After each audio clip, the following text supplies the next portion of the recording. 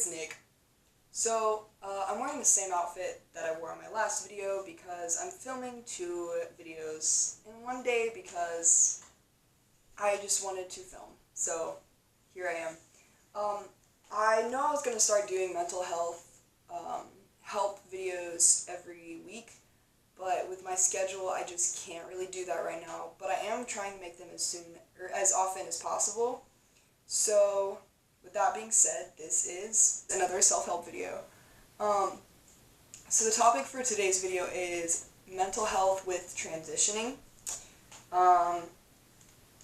So this is mainly for trans people, obviously, but it can be applied to someone who is not trans as well. So dysphoria is a big thing. If you're trans, you have dysphoria. And it's really, really hard. I used to shower in the dark because I couldn't look at my body. Like, it was bad.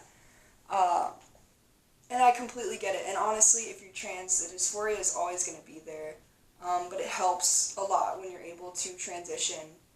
So a lot of people with transitioning, they never feel like it's enough. They feel like, okay, well, I started hormones, now I need to get surgery, and then they need another surgery and stuff like that. And that's totally fine, obviously. I mean, I want more surgeries, or I want surgery in general. I haven't had any surgeries yet. But I'm on testosterone, and I still want top surgery and all that, and that's fine.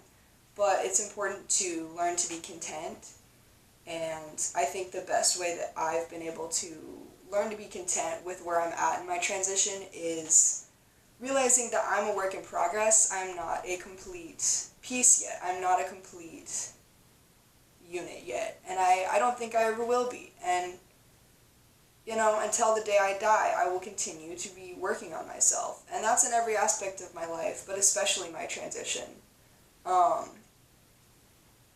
Like, you're never finished until you die. So just continuing to improve on yourself and to make little tweaks and changes if you need, and just to grow as a person, I think is really important.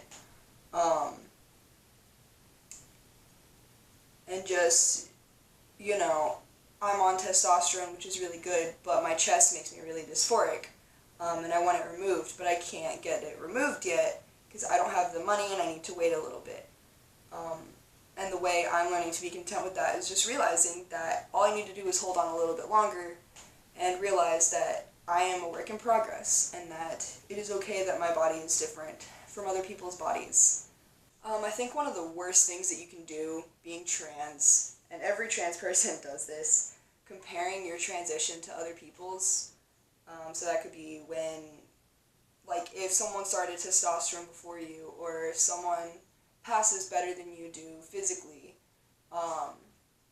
or whatever it may be. Comparing yourself to others is really, really toxic. And I've talked about this before, but it definitely has a lot to do with transitioning, because, like, I don't know any trans person who doesn't compare themselves to people who transition, or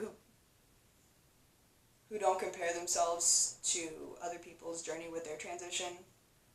Just because we all want to pass at the end of the day. We all just want to be seen as who we are.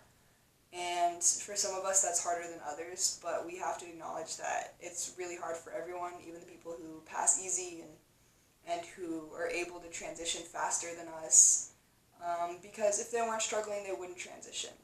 So it is really important to acknowledge that, and to just focus on yourself and work on yourself. And that kind of goes along with the jealousy as well. When you compare yourself, you get jealous, and being jealous of other trans people it's not good for either party, because it makes that person feel guilty. It makes the person who's transitioning or who passes better, or whatever it is, makes them feel guilty, and it makes you feel like you're not good enough, and you need to learn to be good enough.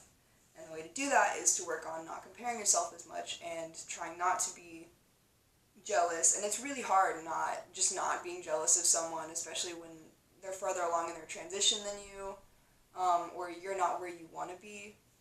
But I think that's when you just need to be introspective and really look at yourself and look at, okay, what do I need to do next for my transition? Not, okay, where do I need to be next so I can get to their level? And I've been there too. I get jealous so much of trans people who are farther along than me or who pass better than I do. But that's when I really just try to look at myself and just think, okay, this is me that I'm working on. I don't need to be focusing on this other person, like, and to be jealous of them. Like, you kind of just have to try to put it out of your mind and just really work on yourself. And once I started doing that, I really started liking myself more and realizing that for who I am, for who I was, I've come a long way. Um, I've come a really long way. And if I spent my time focusing on others and how far they've come, I wouldn't notice how far I've come. And lastly, with that, I would say be patient with yourself.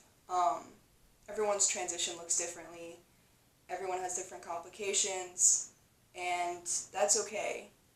You you need to be patient with yourself and be forgiving, and realize that just like life, your transition is going to be ups and downs, and you just have to learn to take it slow and to take it for what it is and to take everything that you're given and realize that it's supposed to happen. Whatever is happening is supposed to happen, and at the end of the day, you're going to be on the right path. You just need to hold on a little longer and do what you need to do for you, whatever that may be.